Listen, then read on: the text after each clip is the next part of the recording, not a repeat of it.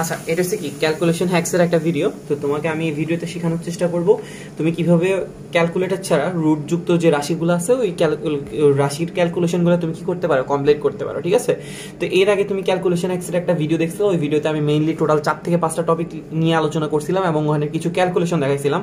ওইখানে ওগুলোর মধ্যে একটা কিন্তু রুট যুক্ত রাশি ছিল। ঠিক আছে, আমি ওখানে রুট যুক্ত রাশি, লগারিদমিক রাশি, তারপরে ট্রিগোনোমেট্রিক রাশি, এছাড়া আরো কি ছিল ইনভার্স ট্রিগোনোমেট্রিক, ওই রাশিগুলোর কিন্তু কি ক্যালকুলেশনগুলো তুমি কিভাবে ক্যালকুলেটর ছাড়া করবে ওইখানে আমি দেখাইছিলাম। তবে ওখানে অনেকগুলো টপিক দেখানোর কারণে আমি ইলাবোরেটলি বা ডেসক্রাইব করতে পারি না। ঠিক আছে, জিনিসগুলো হয়তো আরো এক্সাম্পল দেখানো উচিত ছিল। ঠিক আছে, তো আমি এখন তোমাকে একটা সিঙ্গেল ভিডিওতে রুটযুক্ত যে রাশিগুলো আছে ওই রাশিগুলো তুমি কিভাবে ক্যালকুলেটর ছাড়া ক্যালকুলেশন করতে পারবা দেখাবো। ওকে, আচ্ছা, এর আগে আমি একটা জিনিস বলে নেই, আমি যে পদ্ধতিটা দেখাবো ওই পদ্ধতিটা তুমি একটু খুব তাড়াতাড়ি করতে পারবা। ঠিক আছে, তবে তুমি কিন্তু এক্সাক্ট আনসার পাবা না। তুমি কিন্তু এক্সাক্ট আনসার পাবা না, তুমি কাছাকাছি একটা আনসার পাবা। ওই কাছাকাছি আনসারটার অপশন দেখে তুমি কিন্তু গেস করতে পারবা যে কোন অপশনটা কারেক্ট হবে। ঠিক আছে, তুমি এক্সাক্ট আনসারটা কিন্তু পাবা না, বারবার বলতেছি। তুমি যদি এক্সাক্ট আনসার পাইতে হয় তাহলে তোমাকে কিন্তু অনেকক্ষণ সময় ওয়েস্ট করতে হবে। ঠিক আছে, এই একটা ম্যাথের পিছনে তুমি একটা ম্যাথের পিছনে যদি অনেকক্ষণ সময় দিয়ে অন্যগুলো দেখার সুযোগই না পাও তাহলে কিন্তু প্রচুর লস, বলা যায় যে প্রচুর লস। তুমি যখন কোন একটা জায়গায় পরীক্ষা দিতে যাবা তোমার কিন্তু মেইন টার্গেট থাকবে যে আমি সবগুলা প্রশ্ন একবার দেখতে হবে। ঠিক আছে, এমন টার্গেট নিয়ে নেয় না যে আমি যেটা পারবো এটা একদম 100% কারেক্ট করবো যত সময় যাক, এরকম কোনো টার্গেট নিয়ে যাবা না। তোমার কিন্তু সবগুলা প্রশ্ন দেখা থাকবে। ঠিক আছে, এটা একটু মাথায় রাখতে হবে। আচ্ছা, তো আমি এটা নিয়ে টাইম বাড়াইলাম না, আমি স্টার্ট করতেছি তোমাকে দেখানো। আচ্ছা, এর আগে তোমাকে কিছু জিনিস জানতে হবে। কি জানতে হবে? তোমার 1 থেকে মোটামুটি যে 20 পর্যন্ত যে সংখ্যাগুলো আছে, 1 2 3 4 5 6 থেকে 20 পর্যন্ত যে সংখ্যাগুলো আছে ওদেরকে যে স্কোয়ার করার পরে স্কোয়ার করলে কি আসে ওগুলো কিন্তু জানা লাগবে। যেমন 1 এর স্কোয়ার করলে আসে 1, 2 এর স্কোয়ার করলে আসে কত 2, 3 এর স্কোয়ার করলে 9, 4 এর স্কোয়ার করলে কত 16, 5 25। ঠিক আছে, এরকম তোমাকে কি করতে হবে যে স্কোয়ার গুলো করলে কি কি আসে এগুলো কিন্তু তোমার মোটামুটি জানা লাগবে। 1 থেকে 20 25 যতটুক পারে তোমার জন্য লাভ। এগুলো আমরা মোটামুটি 9 এত বছর ধরে পড়াশোনা করছি, তারা মুখস্থ হয়ে যাওয়ার কথা অ্যাটলিস্ট। আর মুখস্থ না পারলে তোমার কিন্তু যেগুলো পারো না ওগুলো কিন্তু তোমার মুখস্থ থাকা লাগবে। যেমন 14 কে স্কোয়ার করলে আসে কত 196, 13 কে 169। ঠিক আছে, এগুলো একটু কি করতে হবে, মুখস্থ করতে হবে। 1 থেকে 20 অ্যাটলিস্ট মুখস্থ করবা। আচ্ছা, আর একটা জিনিস জানা লাগবে যে কি রুট ওভার যদি আমি 10 স্কোয়ারকে রুট করি আমাদের কত আসে 10। ঠিক আছে, 10 স্কোয়ারকে রুট করলে আমাদের কত আসে 10। আর tan ইনভার্স 2 কে রুট করলে কত আসে tan ইনভার্স 1। ওকে, tan স্কোয়ার কে রুট করলে আসে 10, tan ইনভার্স 2 কে স্কোয়ার করলে আসে tan ইনভার্স 1। আচ্ছা, এরপরে 10 to the power 4 K root করলে 10 স্কোয়ার আসে। এগুলো আমরা বেসিক 9 10 থেকে শিখে আসছি, এগুলো নিয়ে এত কথা বলার দরকার নেই। আচ্ছা, তোমাকে আমি যে প্রথমে যে জিনিসটা দেখানোর চেষ্টা করব রুট ওভার অফ 0.5। ঠিক আছে, মানে 0.5 কে আমি রুট করলে কত পাবো। আচ্ছা, তো আমরা যারা 0.5 এর রুট মুখস্থ জানি না তাদের জন্য ওয়েটা হইতেছে কি রকম, তুমি কাছাকাছি মানটা কেমনে পাবা। ঠিক আছে, 0.5 এর একটা পরিচিত সংখ্যা চিন্তা করো, মানে 0.5 এর সাথে পরিচিত সংখ্যাটা হচ্ছে কত 5। তাহলে আমি 0.5 কে যদি 5 আকারে লিখতে চাই তাহলে আমার পিছনে একটা কি দেওয়া লাগে tan ইনভার্স 1। এটা থেকে কোনো ডাউট আছে? নাই, আশা করি যে 0.5 টাকে যদি আমাদের 5 লেখা লাগে তাহলে এখানে কত দেওয়া লাগবে, একটা tan ইনভার্স 1 দেওয়া লাগবে। আচ্ছা, এখন দেখো আমরা যদি tan ইনভার্স 1 এর কথা চিন্তা করি, tan ইনভার্স 1 এর কিন্তু রুট করলে কি আসে সেটা আমি জানি না, তবে tan ইনভার্স 2 কে রুট করলে কি পাওয়া যায় tan ইনভার্স 1। ঠিক আছে না, tan ইনভার্স 2 কে রুট করলে কি পাওয়া যায় tan ইনভার্স 1, এটা আমি জানি। কিন্তু tan ইনভার্স 1 কে রুট করলে কি আসে আমি জানি না। তা আমি কি করলাম, এই tan ইনভার্স 1 টাকে tan ইনভার্স 2 লিখতে চাইলাম। tan ইনভার্স 1 টাকে আমার পরিচিত যে ফর্ম যেটা tan ইনভার্স 2 বা tan ইনভার্স 4, মানে জোড় সংখ্যাগুলো জানি কিন্তু বিজোড় সংখ্যাগুলো আমি জানি না। tan inverse 2, tan inverse 4, tan inverse 6 এগুলো জানি কিন্তু tan ইনভার্স 1 জানি না। তো আমি কি করলাম, tan ইনভার্স 2 লিখতে চাইলাম। তাহলে আমার এই 5টাকে কি লেখা লাগবে বলো তো, 50। এটা কি বুঝতে পারছি? আমি কি করলাম 0.5 কে প্রথমে 5 ইনটু tan ইনভার্স 1 লিখলাম। এটা দিয়ে আমি করতে পারতেছি না, কেন? কারণ tan ইনভার্স 1 একটা ঝামেলা। তা আমি tan ইনভার্স 1টাকে কি দিলাম tan ইনভার্স 2, তাহলে আমার 5টাকে কি লেখা লাগবে 50। এটাতে কোনো ডাউট নাই। আচ্ছা, এবার তাহলে আমরা একটু দেখি, আমরা যদি tan ইনভার্স 1 কে রুট করি কত আসে আমরা জানি যে tan ইনভার্স 1 আসে। সরি, tan ইনভার্স 2 টাকে রুট করলে আমাদের কত আসে জানি tan ইনভার্স 1। এখন পার্ট হইছে এই 50 কে রুট করলে কত আসে, এই 50 কে রুট করলে কত আসে। তো তুমি কি করবা, 50 এর পাশে দুইটা পূর্ণবর্গ সংখ্যা নিবা। ঠিক আছে, পূর্ণবর্গ সংখ্যা মানে কি, যাদেরকে কি করা হয়েছে বর্গ করা হয়েছে। যাদেরকে বর্গ করা হয়েছে তাদেরকে আমি পূর্ণবর্গ বলতেছি। ঠিক আছে, তো কাদেরকে বর্গ করাইছে? যেমন আমরা জানি যে 50-এর আগে একটা পূর্ণবর্গ সংখ্যা আছে কত, 49, যাকে 7কে বর্গ করলে পাওয়া যায়, ঠিক আছে। আর 50-এর পরে যে পূর্ণবর্গ সংখ্যাটা আছে ওইটাকে আমরা বলতেছি কত, 64, কারণ হচ্ছে কি 8কে স্কোয়ার করার কারণে কি আসছে, 64। আচ্ছা, আমরা জানি যে 49টা কাকে স্কোয়ার করার কারণে আসছে, 7কে, আর 64টা কাকে স্কোয়ার করার কারণে আসছে, 8কে, ঠিক আছে। এখন আমাদের মানটা কিন্তু 49ও না 64ও না, আমাদের মানটা হচ্ছে কত, 50। তাহলে আমি এটা কেমনে বুঝবো?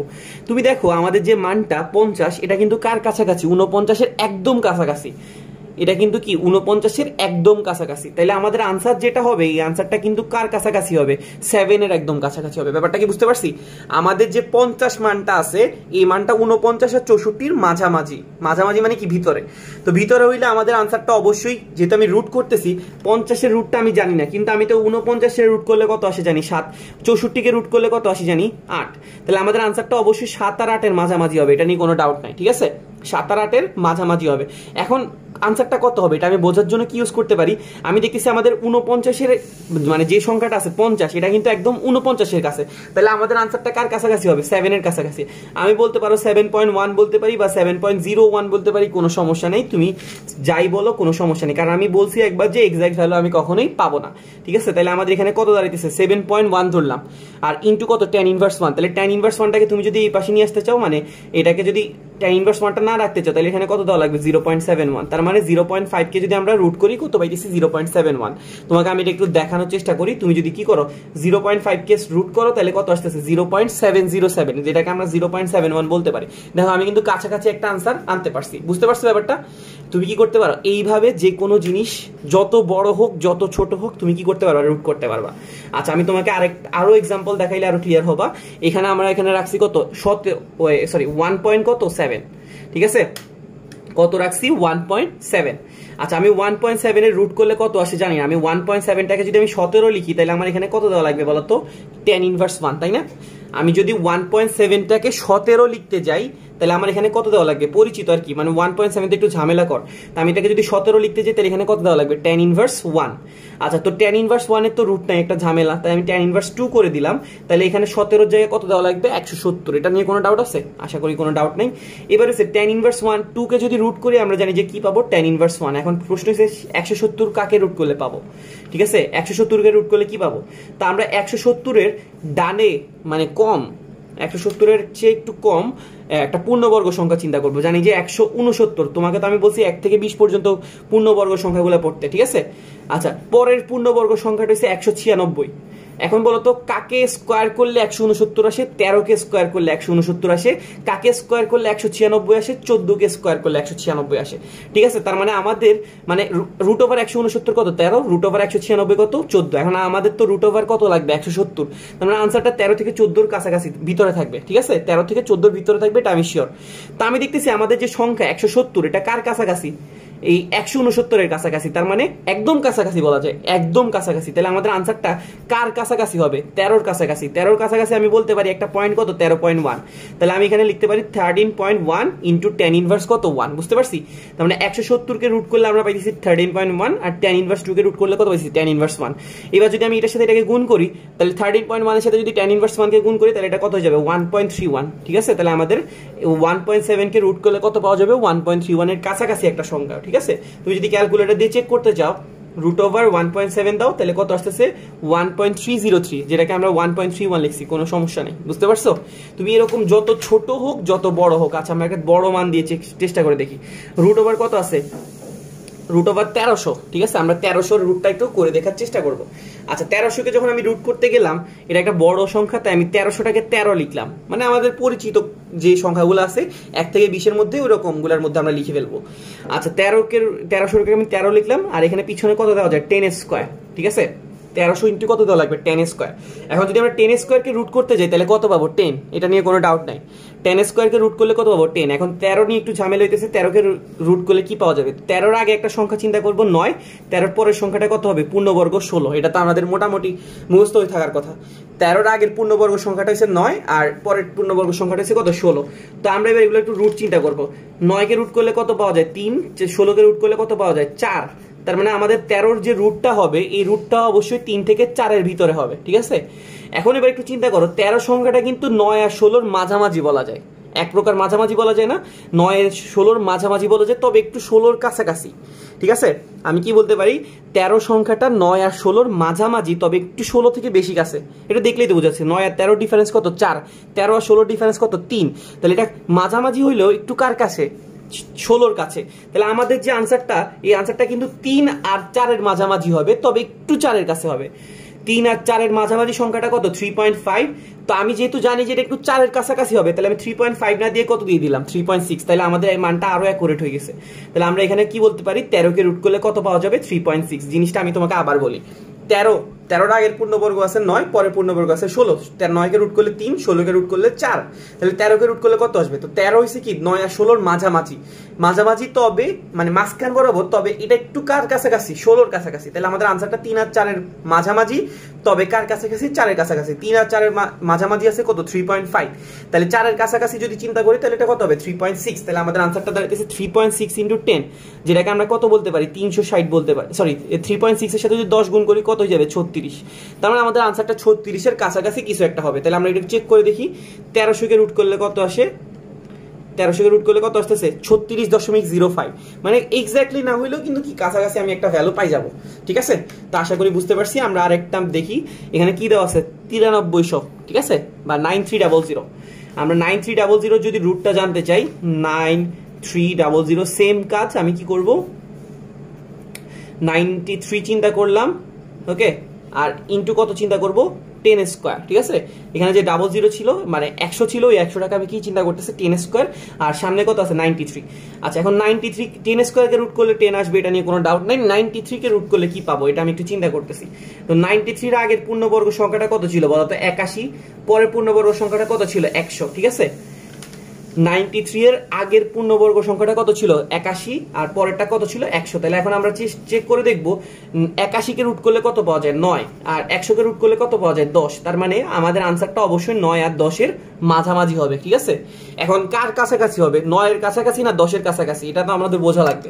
তা আমরা যখন দেখতেছি আমাদের যে 93 সংখ্যাটা আছে, 93 সংখ্যাটা কিন্তু 81 থেকে একটু দূরে আছে, আর 100 এর একটু কাছে আছে বলা যায়। ঠিক আছে, এই দোনোজনের মাঝামাঝি আছে, তবে মাঝামাঝি থাকলেও কি হবে 100 একটু কাছে আছে। তাহলে আমাদের আনসারটা 9 আর 10 এর মাঝামাঝি হবে, তবে কার কাছাকাছি হবে 10 এর কাছাকাছি।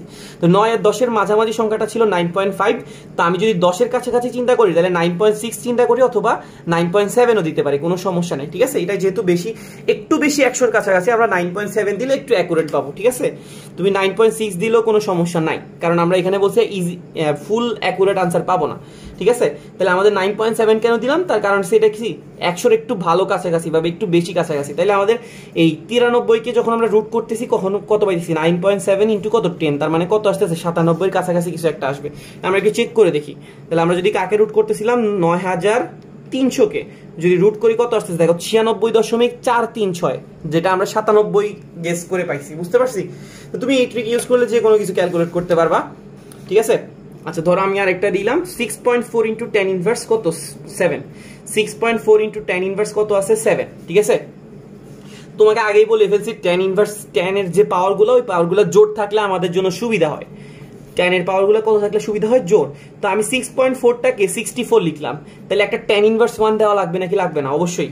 6.4 ছিল, এটাকে কত লিখছি 64, তাহলে আমাদের একটা কি দেওয়া লাগবে 10 ইনভার্স 1। এই 10 ইনভার্স 1টা 10 ইনভার্স 7 এর সাথে যোগ হয়ে কি যাবে 10 ইনভার্স 8। তাহলে আমাদের সুবিধা হয়ে গেছে। এখন বলো তো 10 ইনভার্স 8 কে রুট করলে কত আসবে 10 ইনভার্স 4, এটা নিয়ে কোনো ডাউট নাই। আর 64 তো একটা ভালো পূর্ণবর্গ সংখ্যা, ওটা যদি আমরা রুট করি কত পাবো 8। তাহলে আমাদের আনসারটা কত দাঁড়াইতেছে 8 ইন্টু 10 ইনভার্স 4। বুঝতে পারছি? তো তুমি এটা নিয়ে আশা করি কোনো সমস্যা হবে না। আমরা আরেকটা লাস্ট দেখাইতেছি কত 0.0039, কত রুট ওভার 0.0039। ওকে, আচ্ছা আমি 0.0039 এটাকে যদি একটা ভালো মান চিন্তা করতে যাই, তাহলে আমি একটা 39 দিলাম। একটা 39 দেওয়ার কারণে দশমিকের পরে কয় ঘর নিছি 4 ঘর, 1 2 3 4। তাহলে একটা কি দেওয়া লাগবে 10 ইনভার্স 4 দেওয়া লাগবে নাকি লাগবে না? বুঝতে পারছি? 0.0039 কে আমরা রুট করতে যাচ্ছি। তো এখন আমরা কি করলাম 0.0039 এর ভালো একটা মান নিলাম কত 39, আর tan ইনভার্স কত দেওয়া লাগতেছে 4, কারণ এখানে কয়টা সংখ্যা 4টা, তাহলে এখানে কত দেওয়া লাগবে tan ইনভার্স 4। আচ্ছা এবার বলো তো tan ইনভার্স 4 কে রুট করলে কি পাওয়া যায়, tan ইনভার্স 2, ঠিক আছে না? এখন আমরা 39 কে রুট করব, 39 কে রুট করলে কি পাওয়া যায় এটা যদি জানতে হয় তাহলে 39 এর আগে একটা সংখ্যা চিন্তা করব, পরে একটা সংখ্যা চিন্তা করব।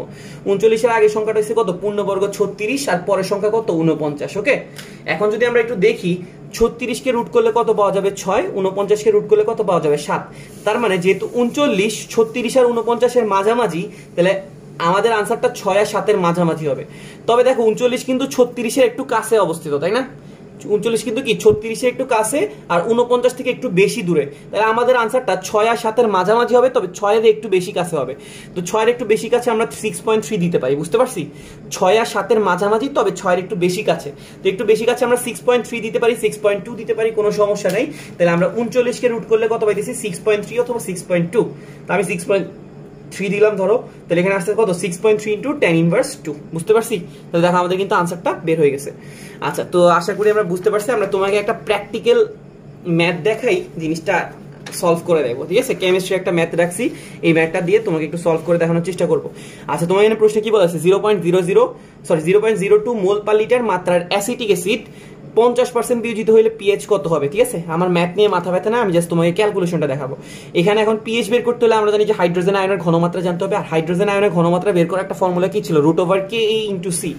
আমাদের হাইড্রোজেন আয়নের ঘনমাত্রা বের করার সূত্রটা কি ছিল, √Ka × C। এটা কিন্তু খুলনা ইউনিভার্সিটিতে আসছিল প্রশ্নটা, আর খুলনা ইউনিভার্সিটিতে কি নাই, ক্যালকুলেটর নাই। আচ্ছা, আমাদের কি কে হইছে কি অ্যাসিডের বিয়োজন ধ্রুবক, যেটা আমাকে দিয়ে দিছে কত 1.8 × tan ইনভার্স 5, কত দেওয়া আছে 1.8 × tan ইনভার্স 5, আর সি হইছে ঘনমাত্রা কনসেন্ট্রেশন, যেটা কত দেওয়া আছে 0.002, কত দেওয়া আছে 0.02। আচ্ছা, ভালো কথা। তাহলে এখন আমি কি করব, এটাকে ক্যালকুলেট করার চেষ্টা করব। ওকে, আচ্ছা তোমাকে বলছিলাম tan ইনভার্সের মাথায় জোড় থাকলে খুব সুবিধা হয় বা খুব ভালো হয়, তাই না? tan ইনভার্সের মাথায় কি থাকলে সবচেয়ে ভালো হয়, একটা জোড় থাকলে। তা আমি এখানে 1.8 তো আমাদেরকে ভেজালদায়ক আছে, তো আমি এটাকে একটু বড় করলাম, 1.8 কে আমি কি লিখলাম 18। কারো কোনো সমস্যা হবে? 1.8 তো রুট করলে কি আসবে এটা যেহেতু আমার জানতে একটু সুবিধা অসুবিধা হয়, তো আমি 1.8 টাকে 18 চিন্তা করলাম। তাহলে একটা কি দেওয়া লাগবে, একটা tan ইনভার্স 1 দেওয়া লাগবে না? 1.8 কে আমি কি লিখলাম 18 লিখলে একটা কি দেওয়া লাগে, tan ইনভার্স 1। এখানে tan ইনভার্স 1টা এই tan ইনভার্স 5 এর সাথে কি হয়ে যাবে, গুণ হয়ে গেলে tan ইনভার্স 6, যেটা আমাদের জোড় লাগতো এটা কিন্তু কি হয়ে যাবে, চলে আসবে। ঠিক আছে, পিছনে দেখো একটা কি আছে 0.02। 0.02 কে কি লেখা যায় বলো তো, 2 × tan ইনভার্স 2 লেখা যায় নাকি যায় না? এটা তো আমাদের খুব কমন জিনিস যে 0.02 কে কি লেখা যায়, 2 × tan ইনভার্স কত 2। দেখো এখন আমাদের কি আসতেছে, এই 18 আর 2 গুণ করলে কত আসতেছে, 18 গুণ 36। tan ইনভার্স 6 আছে, tan ইনভার্স 2 আছে, গুণ করলে কত হয়ে যাবে, tan ইনভার্স 8। ওকে, এবার এখানে দেখো আমাদের রুট করার কাজ, tan ইনভার্স 8 কে যদি আমরা রুট করি কত পাবো, tan ইনভার্স 4। এটা নিয়ে কোনো ডাউট নাই, কারণ আমরা জানি যে জোড় সংখ্যাগুলোর রুট খুব সুন্দর করে হয়ে যায়। tan ইনভার্স 8 এর রুট tan ইনভার্স 4, আর 36 কে যদি রুট করি এটা একটা ভালো মান, যেটা আসবে কত 6। তাহলে आंसर হয়ে গেছে কত 6 × tan ইনভার্স 4। দেখো আমরা কিন্তু ইজিলি কি করতে পারছি, এরকম ম্যাথগুলো সলভ করতে পারছি। ঠিক আছে, তো আশা করি বুঝতে পারছি। কারো কোনো সমস্যা থাকলে আমাকে জানাতে পারো। ভিডিওটা দেখার জন্য থ্যাংক ইউ। ওকে, আর Telegram group, Facebook group and page সবকিছু লিংক তুমি ডেসক্রিপশনে পাবা। ঠিক আছে, তো আল্লাহ হাফেজ।